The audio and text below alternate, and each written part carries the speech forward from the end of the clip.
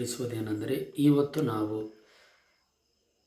ಒಂದು lent days ಅಂದರೆ ಶ್ರಮ ಮರಣ ದಿನಗಳ ನಿಮಿತ್ತವಾಗಿ ನಮ್ಮ ಸಭೆಯಲ್ಲಿ ಉಪವಾಸ ಪ್ರಾರ್ಥನೆ ಮಾಡುತ್ತಿದ್ದಾಗ ನಮ್ಮ ಸಭೆಯ ಪಕ್ಕದಲ್ಲಿರ್ತಕ್ಕಂಥ ಒಂದು ಕುಟುಂಬದವರು ಸಭೆಗೆ ಬಂದು, ನಾವು ಪ್ರಾರ್ಥನೆ ಮಾಡಿ ಮುಗಿಸಿದ ನಂತರವಾಗಿ ಸಭೆಗೆ ಬಂದು ನಮ್ಮ ಜೊತೆಯಲ್ಲಿ ಜಗಳವಾಡಿ ನನ್ನ ಮೇಲೆ ಶಾರೀರಿಕ ದಾಳಿಯನ್ನು ಮಾಡಿದರು, ದೈಹಿಕ ದಾಳಿಯನ್ನು ಮಾಡಿದ ನಂತರವಾಗಿ ನಾವು ಪೊಲೀಸ್ ಸ್ಟೇಷನ್ಗೆ ಹೋದ್ವಿ.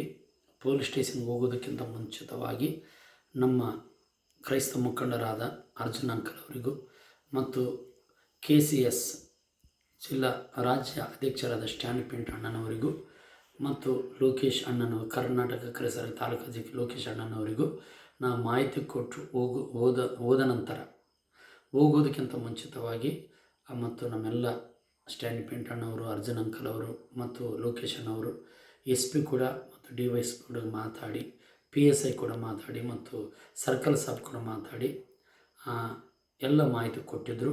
ನಾವು ಹೋದ ನಂತರವಾಗಿ ಪೊಲೀಸ್ ಇಲಾಖೆ ಅಧಿಕಾರಿಗಳು DYSP ಸರ್ ಅವರು ಮತ್ತು ಅಲಿ ಸಾಬ್ ಅವರು ನಮ್ಮನ್ನು ಮಾಹಿತಿ ತಗೊಂಡು ನಮ್ಮ ಚೆನ್ನಾಗಿ ವಿಚಾರಣೆ ಮಾಡಿ ನಮ್ಮ ಮೇಲೆ ದಾಳಿಯನ್ನು ಮಾಡಿದಂಥ ಆ ಸಹೋದರನಿಗೆ ಅವರು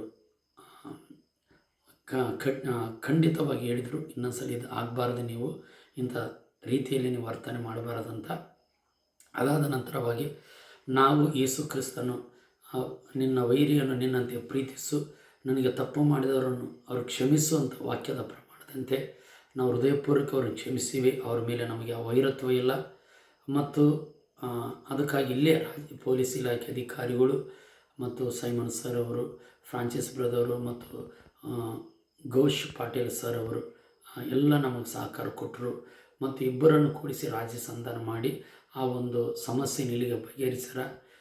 ಮತ್ತು ಇದಕ್ಕೆ ಪ್ರತ್ಯಕ್ಷವಾಗಿ ಪರೋಕ್ಷವಾಗಿ ಸಹಕಾರ ಮಾಡಿದಂಥ ಬೀದರ್ ಜಿಲ್ಲೆಯ ಎಲ್ಲ ನನ್ನ ಪ್ರೀತಿಯ ನಾಯಕರುಗಳಿಗೂ, ಕ್ರೈಸ್ತ ನಾಯಕರುಗಳಿಗೂ ಮತ್ತು ಅನೇಕ ಯವನಸ್ಥ ಮಕ್ಕಳಿಗೂ ಮತ್ತು ಅರ್ಜುನ್ ಅಂಕಲ್ ಅವರಿಗೂ, ಸ್ಟ್ಯಾನಿ ಪಿಂಟ್ ಅವ್ರ ಬ್ರದರ್ ಅವರಿಗೂ ಮತ್ತು ಲೋಕೇಶ್ ಅಣ್ಣನವರಿಗೂ ಮತ್ತು ಪೊಲೀಸ್ ಇಲಾಖೆ ಎಲ್ಲ ಅಧಿಕಾರಿಗಳಿಗೂ ತುಂಬ ಹೃದಯದ ಧನ್ಯವಾದವನ್ನು ಸಲ್ಲಿಸ್ತೇನೆ.